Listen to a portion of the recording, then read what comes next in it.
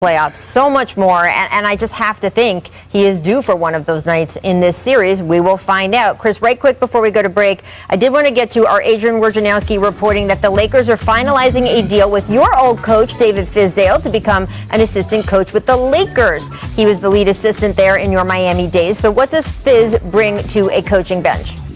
I mean, he's going to bring, of course, that coach who loves to get into the film, knows a lot about the game. He brings a presence that's great for a locker room as well, because he loves nothing more than basketball. And, him being an LA guy, coming back home to be able to coach for the Lakers, I mean, that's a dream come true, I'm sure. And really, he's filling a void left by Jason Kidd, him moving on to a head coaching spot. I'm sure that they will need another presence to fill in that bench. And I think, for Fizdale, he's one of the best guys out there, as you guys know. Yes. We talk all the time, and I mean, he's ready, he's eager, he's excited. And I know he's going to do a fantastic job with vocal staff out there in LA. I love it. And yes, congratulations to Fizz. We'll miss you here on the jump set, but we're going to love to watch you work. All right, coming up in 2 minutes, Chris Bosh is going to react to Giannis's injury. He didn't get a chance with us at the top of the show. Make levitation, Holmes. Check out this drive and jam by Giannis Perk. Was this your hang time? Can we just do a side-by-side? What do you think? That's what look, Rachel, I keep telling you, it's only certain players that could do that in today's game, and it's just Giannis. That's the only one. That's the only one. What you got to say, Richard? I got nothing to say. That I agree with you, which should be just as shocking to you. Yeah, there's only one that can do it. Is that okay, Perk? Is that okay, big guy? It's okay. Ooh, somebody got an attitude today. Miss explanations. What do you mean today? Fourth quarter, Clint Capella, the circus shot from behind the backboard. Richard, how did he pull this off? I don't know, but with that, including that shot, he had 5 more of those, and he'd have the same amount of field goals as Chris Middleton. Wow. Circling back. I'm kidding. Chris is a monster. Chris is a better player than I ever was, but Chris, 6 for 17. You got to know we're going to crack some jokes and give you some heat, dog. I'm just saying. Come on, man. You know it. It's all love. A lot of respect. You don't have to explain yourself. You said what you said. You don't have to explain yourself. I can't just give somebody heat. Like you, I can give heat all day, but man, that was a beautiful shot. All right. Given that beautiful shot, it's time to run it back to the best over the backboard shots ever. Number 5, Ainsley Bradley, 2013. And then you know what's impressive about that?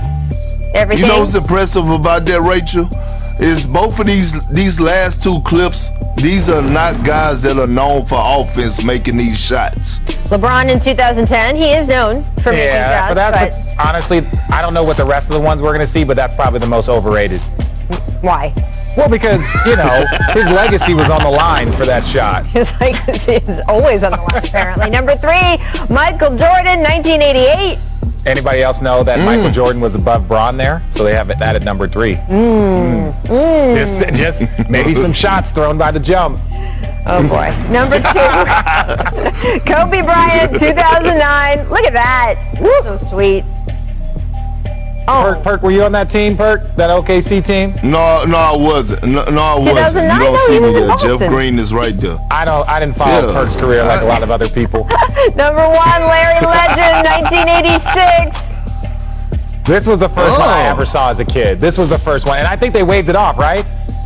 Well, yeah, you know what? To be honest, I think that wasn't a mistake. He actually locked in on that shot. I have to say, if it didn't count, it should be number 1. I'm usually on board with whatever our producers rank things, but I'm going to put in a vote for if the basket didn't count. I don't know if it can be number 1. Just saying. Our next WNBA matchup. I can't believe. Rachel, I can't believe you and RJ today, which I'm doing. If Perk is disagreeing with you, you're definitely right. Eastern, followed by the Countdown Crew. They will take you right up to game time. Welcome back to The Jump. I'm Rachel Nichols, joined by Richard Jefferson, Kendrick Perkins, and I now want to welcome in Hall of Famer-elect, two-time NBA champ Chris Bosh to the show. Chris, lovely to have you back with us. And I want to ask you about the Clippers. They have 7 wins when trailing in a series. Rachel. Go ahead. Hey, Rachel, can we tell Chris to back up from the camera a little bit? That's what you interrupted Rachel to get that. Okay, carry on, Rachel. Carry the hell on. Carry on, indeed. Look, that is the single most postseason wins in NBA history when a team is in that position. So, Chris, fill in the blank for me, and I think that you look lovely in your camera space. I'm just going to put that out there. Thank you. The Clippers can take Game 6 tonight if blank. Well, I mean, I think it's all about Paul George. And, I would like to give Paul George his roses while they can smell them. He's been taking a beating. Every time he laces them up, for whatever reason, people like to make him the pincushion of that team. But he's always showed poise, regardless of how tough the situation got. And he's always had an answer back and just came out and played basketball. So if he continues just to lead this team, I think defensively, of course, as a team, you want to make sure you're getting stops. You want to make sure that you're not giving Devin Booker and Chris Paul open looks all night and, letting Aiden function down low.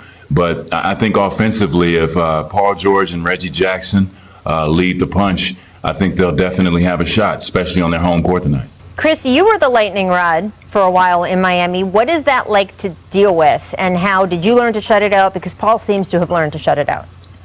Yeah, I mean, at the end of the day, it's about playing basketball. And I had to understand that every great player goes through it. You have to prove yourself night in and night out. And so I just continued to work on my craft. I didn't really worry about things I couldn't control and people talking. That stuff gets old fast. And usually it gets old from, someone who's not successful in what they're doing, making you mad as you're trying to win a championship or something like that. So, I just put my aggression, put my faith, put everything into my work. And, at the end of the day, it's basketball. You go out there and do what you're born to do. And I think Paul George has done a magnificent job of really just showing how you can be mentally strong and keep succeeding.